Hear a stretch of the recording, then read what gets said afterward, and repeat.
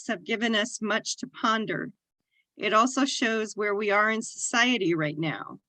In the midst of another pandemic wave of COVID-19, it's somewhat comforting that most of us are vaccinated, but not completely comforting, depending on where you live.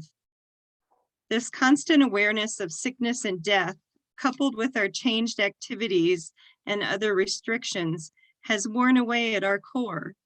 As Kali shared, we have languished for 18 months. A few of you may not have, but the majority of us fit this word to a T. It colors our interactions and our habits in daily life. I think our theme of creation turning towards death and appreciation of life reflects our time in an organic way. We are perhaps acutely aware of creation and its inevitable end of life for each of us. I'd like to briefly touch on the various themes and nuggets of wisdom shared with us this month. First off, we had a sermon from Reverend Elizabeth Strong, which featured the writings and lectures of Dr. Marion D. Shutter, a Unitarian minister and pioneer in adopting and spreading the scientific knowledge of Darwin's theory of evolution back in the year 1900. Shutter wrote, "Man, instead of being created by a single fiat of omnipotence some thousands of years ago, is seen in the light of this Darwin's revelation to have first risen to his feet at least 100,000 years ago, and then wandered the forests and caves and jungles of the earth, instead of dwelling in a beautiful garden, that he first made implements of wood and stone and battled with the beasts, almost as wild and savage as the beasts himself." Reverend Strong concludes her talk with a quote from biologist Edward O. Wilson. "For us, the history of life and of the universe, as told by science, becomes more than a sequence of strange and arresting events. It becomes our personal and shared story, our creation story, our sacred story. And the evolutionary epic is probably the best myth we will ever have. These ideas about creation turned it on its head, and the topic has never been the same.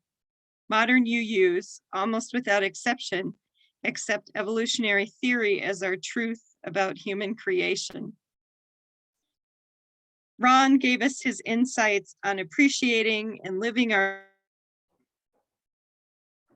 lives with meaning as we age and approach the inevitable asymptote of death. His point was that meaning and quality of the lives we lead is important.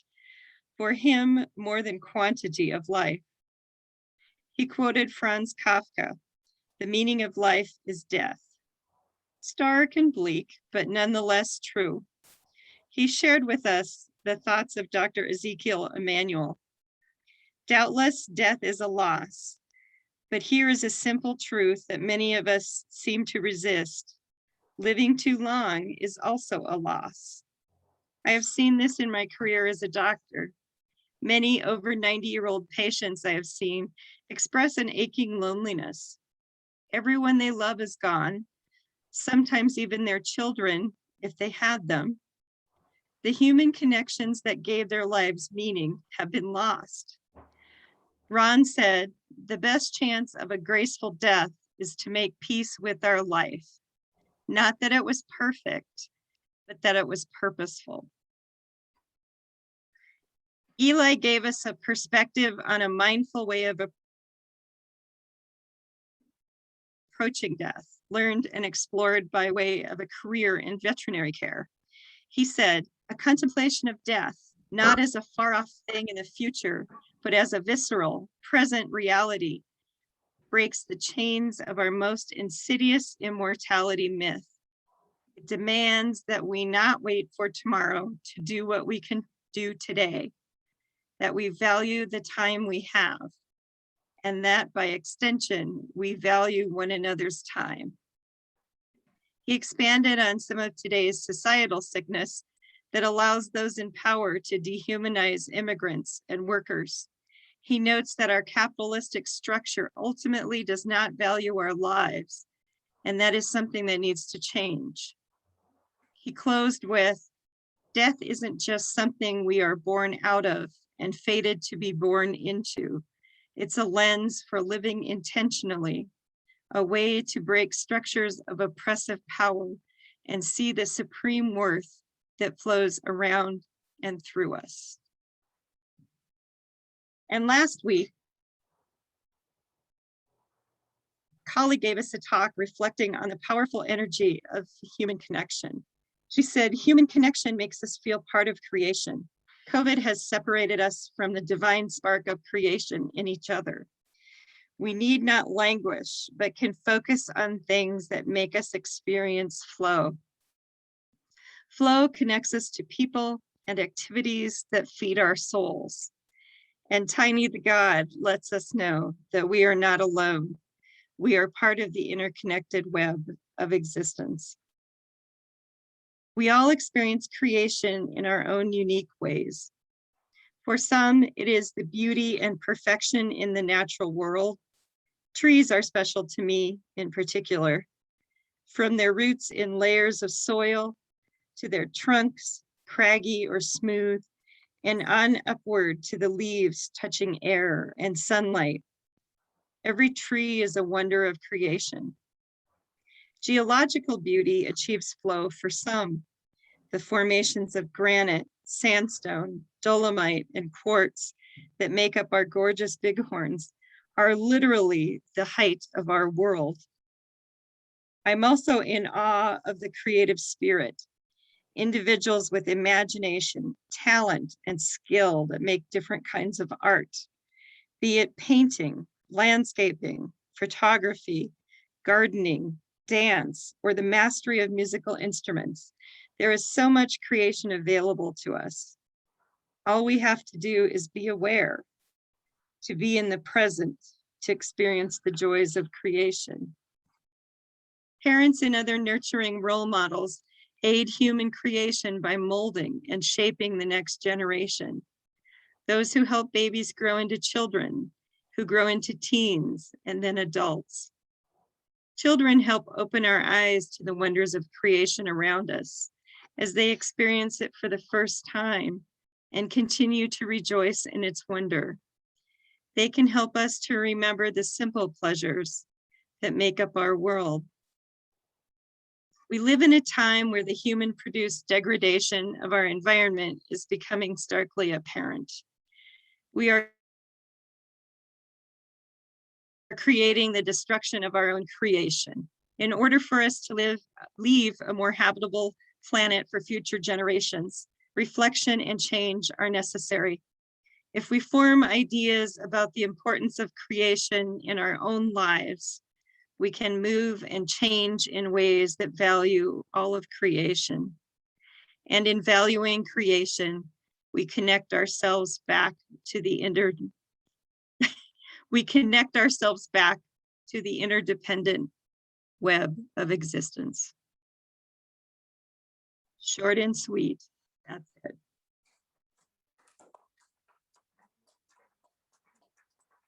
Next, we'll move on to hymn, thank you, number 21, For the Beauty of the Earth.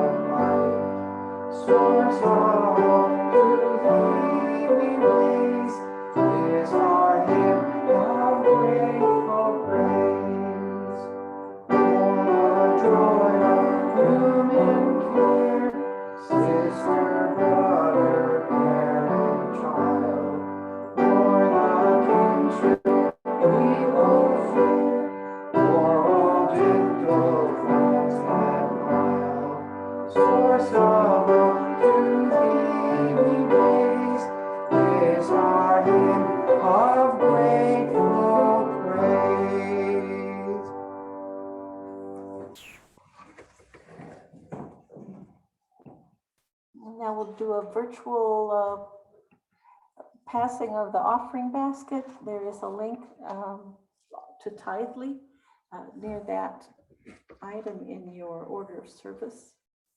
Or we can mail directly to Sue. Sue, Well, what's your, no, not to to the Sue, to the fellowship, building, yeah. to the And that's fellowship. 1950 East Brundage Lane. Yes, mail to the church, 1950 East Brundage Lane, Sheridan.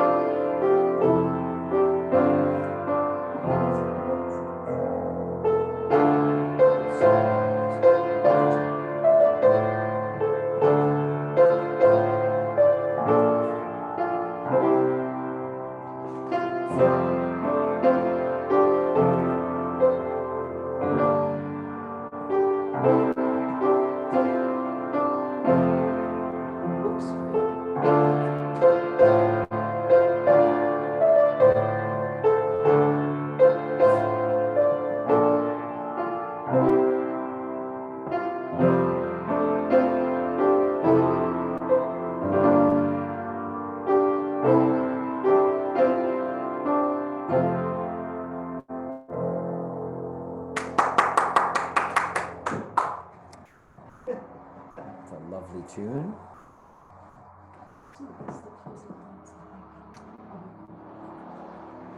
And if you'll join me now in blessing the offering, let this be an offering to sustain and strengthen this place, which is so sacred to many of us, a community of memory and hope, for we are the keepers of the dream.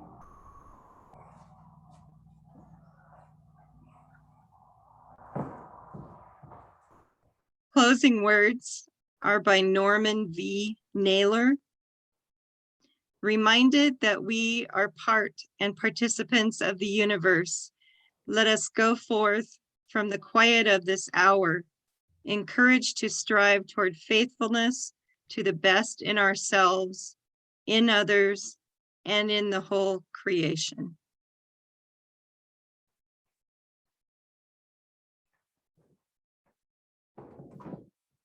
We can move on to any discussion at this point. I can't remember what we all decided. Would you like me to keep recording the discussion? I think we decided not, just in case somebody didn't want themselves on the internet. Okay, great.